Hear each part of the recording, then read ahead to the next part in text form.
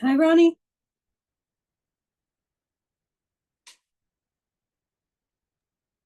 Hi, Lynn.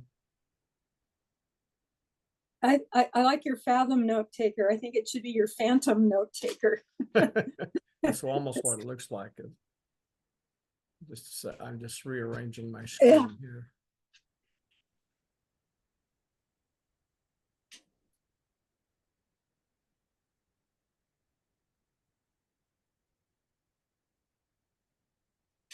See, Jerry's joining us. Hi, Jerry.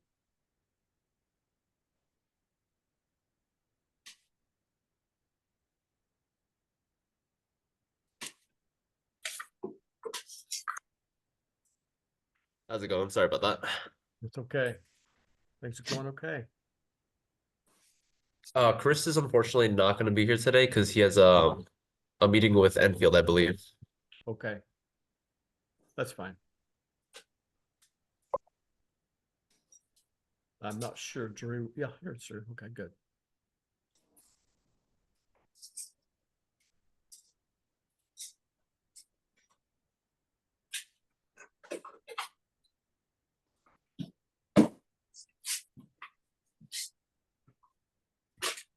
I've been listening to a recorded presentation by Howard Goebel, who is the chief engineer on the lake levels for Cuba Lake and the whole Cuba Lake drainage system. And it was from last year. I think it was from last year. It was one of the Cuba Lake Watershed Network's presentations. And boy, what a tricky process it is. You cannot please anybody trying to maintain the levels. Somebody's always going to scream, no matter what. I can imagine. And right now, I mean, they're a little bit challenged right now. The water level's pretty high, and they're letting it out as fast as they can go without flooding stuff downstream. But right, they get complaints from people whose wells get inundated, their septic systems get inundated. Yes. It's just crazy. Yes, I can only imagine. There's so many properties around the lakes too, but yeah. And it's such a dynamic system, and we've had such crazy precipitation events all winter long, that we didn't have snow melt. Basically, we just had rain all winter. Yeah, all rain. Hardly any snow melt at all, which is really changing the dynamics. I agree. He was describing an event in 22 or 21, I think it was, where the water was so high it was flowing back from the Seneca River into Cuba Lake. It reversed flow. I had no idea that had happened. And they were worried that their control gates were going to get damaged because they're only designed for water to go one way, and the water was trying to come back the other way. It was Right. crazy. Yeah. Absolutely crazy. Wow. Something over which we don't have a whole lot of control. No. Yeah. And the rain amounts can be overwhelming many times in a year, not just once or twice. Right. But right. It used to be seasonal. It used to be completely expected that in April you would start seeing during that sort of planting time for the agriculture, and from April on you would start seeing big rain events, but not during the winter. No. It's been anything but normal. Okay, I am going to start today's meeting of the CSC CEC Task Force for the Village of Lansing. The recording has been turned on since the meeting began. You'll notice my Fathom note taker is an extra participant. That's basically just an AI note taker that helps keep notes for our meetings. So Jerry mentioned that hi Drew, sorry. Jerry mentioned that Chris Goski can't join us today. He's got a conflicting meeting with Enfield. So we will go through as much as we can, and then Chris can provide us information offline if need be. So so we'll start through Jerry. Is there, first, before we get started, is there anything on the CSC side that any status updates we need to know about? Not particularly. Just waiting for my new contract to come out. So when that does, I'll keep you guys updated for that. Okay. In terms, just like general announcement though, so Chris and I are having the Earth Fest event on Yes. Saturday. Yeah. So if there's any material that you guys want us to share, if there happens to be a Village of Lansing resident, please, send some stuff our way, and then we can print out some stuff, or we can just talk about it with people who are walking by. Okay. All right. I don't think we have anything at this time. Yeah, no worries. And what Chris and I have been doing is just we've been compiling what kind of each municipality has been doing in both programs, and then we kind of just share out depending on what they're interested in. So That's great. Yeah. Gary, is that on the Commons? yeah, that'll be on the Commons from 12 to 5, if I'm not mistaken, 12 to 5. Yep.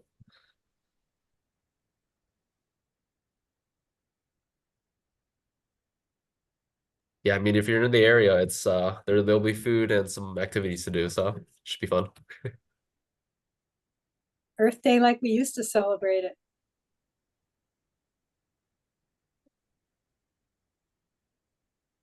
Just gonna check the calendar date again, and that's the 20th. Okay.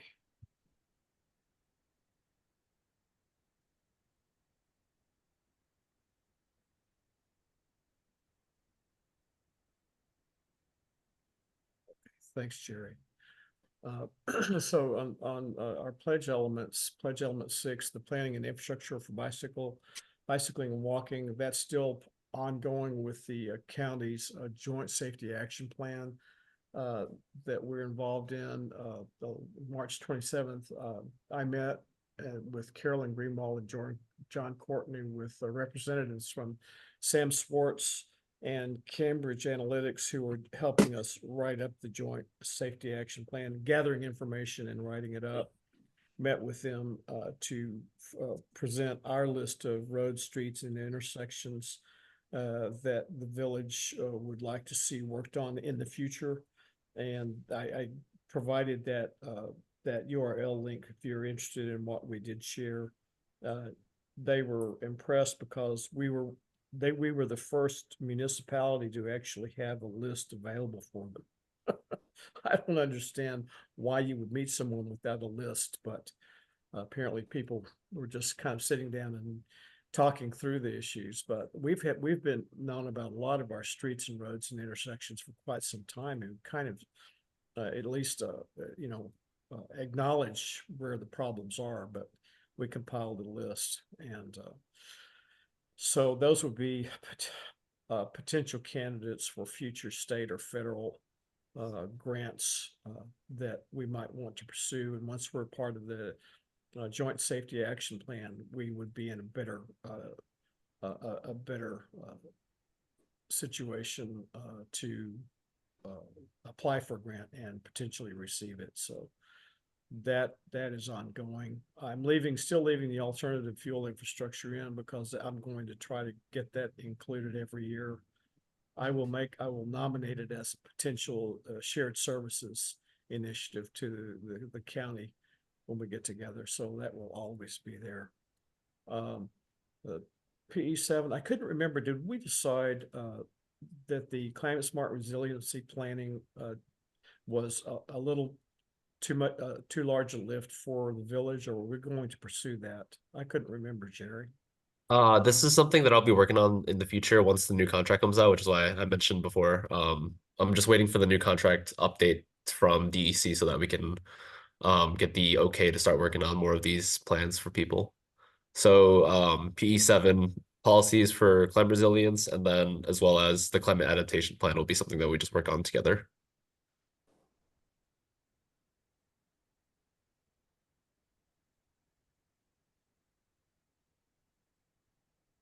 Okay, all right, thanks. The heat emergency plan, I contacted Frank Krupa, and he was pretty sure there was a plan. He was going to contact the Department of Emergency Response to find out where we could locate that, and also he thought that plan would list cooling centers that would be located within the village. He's pretty sure that the mall, the Shops at Ithaca Mall would be one. but he's trying to put that information together and getting it to me so I can document that. And I've been trying to pursue someone at the health department below Frank, and it turns out there's somebody in, it's in environmental health, and it's called the Community Health Services. And there's a person named Darlene, somebody or other, friends or something. But I keep leaving messages. I haven't heard back from anybody. They have a page on the county website that has what to do in the case of an emergency. Okay. But there's no information about cooling centers. So I left her a message saying, does the county have cooling centers? Does it designate cooling centers? And if so, where? And I said, we are in the village of Lansing. And Okay. there are a lot of dead ends on the county website. I agree. I agree. This page can't be found. I mean, agree. over and over again it happens. So somebody needs to kind of go through their stuff. And if you're looking for emergency information and the page can't be found, it's not very helpful. I know. Anyway, I think between your effort and mine, we're going to triangulate on somebody. I thought we'll pinch it out of them. yeah, I thought to call Jeff Dunn. You know, I used to work with him at Solid Waste, and he's now in emergency response, and think he might know. Right. You're up. I think you're barking up the right tree. Yeah, I think the Department of Emergency Response would probably have a better handle on where this stuff is, because they have to get their hands on it in case of an emergency. And it's probably automated within their systems, but somewhere there's probably a written document too. So But we need to know that information in the Yeah. village if there are going to be cooling centers. Yeah. For sure. I agree. And we've still got the documentation that Drew put together for us last month related to shade structures and cooling centers too, Right. that we will incorporate within our documentation, at least to pursue more information too. Anything else about that, Drew? No, I just was, if I remember correctly, I think it was Jerry sent a copy of a draft for that policy, which would be, so, you know, large of it, just kind of have a policy, which I think is a lot of it we're already doing. So I think it'd be relatively easy to pass, and you can kind of use that as a model. So that was very helpful, Jerry. Okay, I'll make a note here. I'll make sure. I think you sent it over, Jerry. Correct me if I'm wrong, but I remember seeing that. No, yeah. I think I sent over more than one. I believe I sent over Yeah. like two different examples of them. Yeah. I'll confirm that I've got a copy.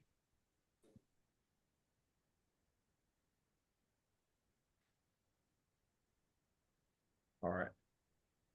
And for the conserved natural areas, I did identify in our Greenway plan and comprehensive plan that they have high-level plans to protect natural areas. I think the only natural area that we specifically documented was Poison Ivy Point, Lynn. But I think they allude to, or at least call out general unique natural areas and to protect those. Carolyn Greenwald is getting ready to update our comprehensive plan. So we might suggest that she, if we can come up with a specific list of unique natural areas within the village, that we list those out for protection, so that it's not. Well, they're in the county's inventory. Right. If you're talking about a UNA, you know, specifically in capital letters, that's in the inventory that got updated probably about 8 years ago. Okay, we could at least allude to that and potentially list those, duplicate that list with the ones that are in the village within our comprehensive plan. Specifically, the ones that are in the village are mostly the lake cliffs along East Shore Drive, a little of an extension up next to Burdick Hill Road and up that little creek at SD Point. Okay. Poison Ivy Point would fall in that because it's part of the lake cliffs all the way down to the water. Okay. And I'm not sure, there might be something up behind the airport, Dill Woods, or land that's still within the village up there, because there are a lot of wetlands, but I'm not sure. Yeah, I thought a little piece of Sapsucker Woods was within the village. Yeah, it might be. So, I mean, I just got a tour of the water plant again the other day with the Water Resources Council, and I guess they have acquired 10 more acres along the edge of the lake going north of the intake, because they're going to be adding equipment down there, but Right. it leaves Poison Ivy Point alone, but it pretty much takes away the lakeshore right there for public access. And so Oh. that's going to be a shock for a lot of people. Okay. They're Yeah. not, it's not taking away from Poison Ivy Point, but it's taking away lakeshore A little bit of access. lakeshore. Yeah, I think that is an additional intake valve they're thinking about putting in. there. Yeah, and they're going to put in a seawall, and they're going to fence everything so that it's Okay. secure. Okay. They Which had to section? pay. Sorry, go ahead, Drew. Oh, no, I'm sorry, to start. Which area is this? Is this the area near, It's right the next to- pumping station, Drew. Yeah. It's down at the bottom of the hill. Yeah, so that area where it's kind of created a natural beach where a lot of people kind of Yep, go, yep. oh, that's kind of a nice spot for It is, people. it's to sort of go a to. catch-all for everything that floats on Yeah. the lake. And it's gotten to be a real jumble of flotsam and jetsam and old Yeah. wood and trees and branches. And we've decided try to clean that up and make it into Yeah. anything. First of all, we have no access. The railroad is, Mhm. magnificently horrible about, Mhm. you can't deal with them. So getting in there is really difficult. Cause a lot of people, they come down from, what is that, Blackstone or Black Chin. Black Chin, thank you. Boulevard. Yeah. Black Chin, they walk down there and Yeah. then. That way, but yeah. Yeah. Um, Yeah. So, Anyway, so it is our one natural area in the village that is a potential park, but I think better left as a natural area just because we have no access to it. right. Yeah, I agree. It has great value for, especially during migration. Like right now, things are Mhm. starting to move and they really need places along the lake. Right. Yeah. Big Good time. wetlands there, yeah. There's some little wetlands in there. They're Yeah. it's like vernal pools. With the lake level so high, it means that there are little ponds that are set back in the trees that are also really full, and they're full of frogs and turtles. Yes. Yeah, it's really neat, yeah. Wildlife. Yeah, So Poison Ivy Point, is that officially a SD Point? No, it's actually called. no, SD Point is north of that. SD Oh, Point okay. is the Glen, where SD Drive is just above your house, I think, right? Yeah, Are you on right. SD? Yes, I'm on SD, so Yeah, like. so if you go to the north end of SD Drive, it drops right up there.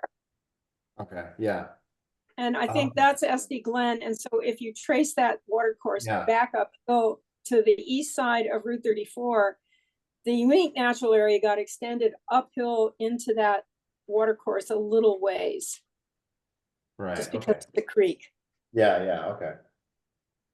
but that's it. Okay, moving Right. on, the culverts and dams, we have right-sized at least 2 culverts, maybe potentially a third. We have another one that's upcoming. And I've contacted John Courtney and Mike Scott to see if they could get me information about engineering type information that planned and helped them execute those right-sizing projects. I'm still waiting for a response. I think John is in the midst of coordinating the restart of the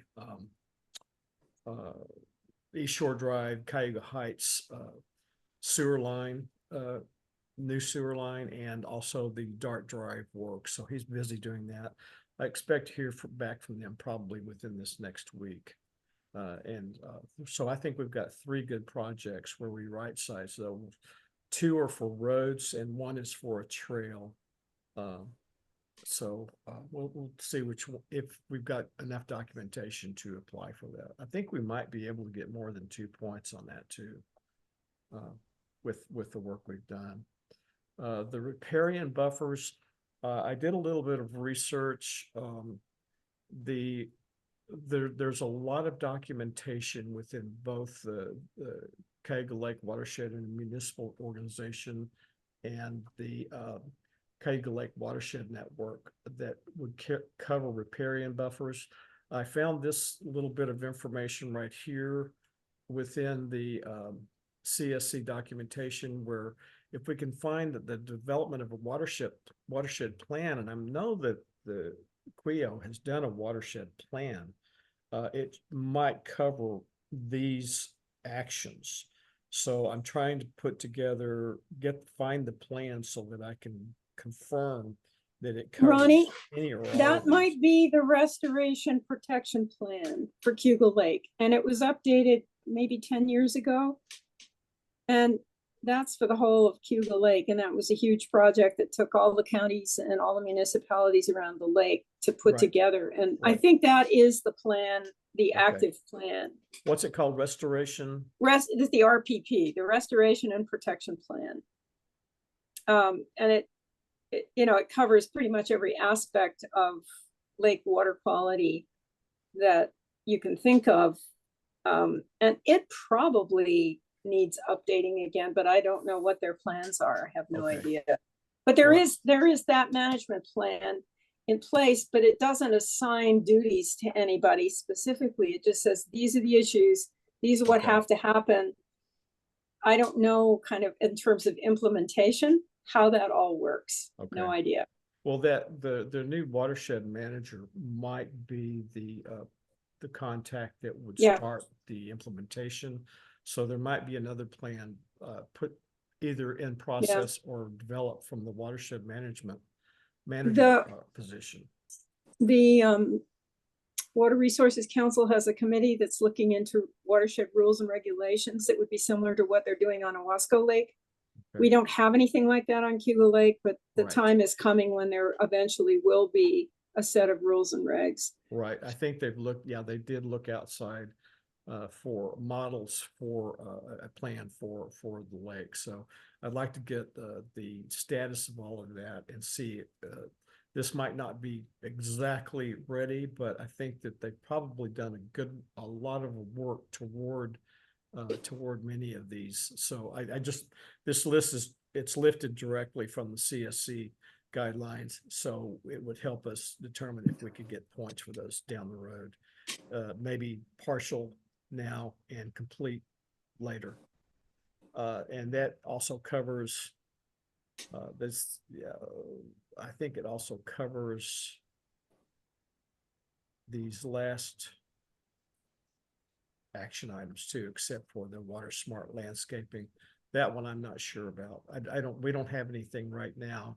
Doesn't mean we can't in the future, but that's only one point anyway. So we might just skip over that and just take care of the rest of them. Today we're not gonna start discussing other pledge elements, I don't think, because I want to get these under our belt and go forward with those before we move on. And then Chris isn't here, so we can't really talk about much. We did start, we did sign a new partnership agreement with Solar Farms New York on a new campaign to get people to convert to solar farms on their utility bills. So that has been triggered. Solar Farms New York is getting ready to put out a physical mailer that will go out to village residents. We've had something in our spring newsletter, and there's something on our website to point people to how to register for that, and notifying them that if they use the sign-up code that Solar Farms New York gave, then for every new sign up, the village of Lansing would get $100. And we will apply that to a future clean energy or greenscape use. And yeah, and this one, I still haven't heard from Chris on any new signups with our clean heating and cooling and energy efficiency campaigns we started over the winter. So he was waiting for new signups, and I had not heard anything for that. So that's really all I've got for today, unless someone else has questions or status. Just one quick thing. I've moved kind of away from climate adaptation plans until the new contracts, but so now I'm focusing on greenhouse gas inventories. Okay. So I think the village has already done some, but Yes. yeah, for PE 12 for tracking and measuring, I might start tackling that pretty soon, depending on how far I can get with my current work in greenhouse gas inventories. So that's just a quick update.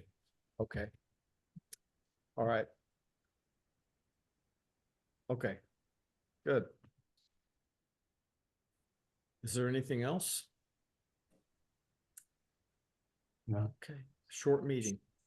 But we're making progress. We're getting some information, putting it together. So when I do get information, I try to go ahead and document it and submit it. We'll just keep going down that road. And pretty soon we should have a few more points. We're getting fairly close to bronze certification. I think we're within 20, 22 points. So we might be able to hit that this year. I hope. Great. Anyway, that's all I've got. If there's nothing else, I guess we can adjourn. All right. Thank Okay. you, everyone. All right. Thanks a Thanks, lot. guys. Take care. Bye-bye. See you next time.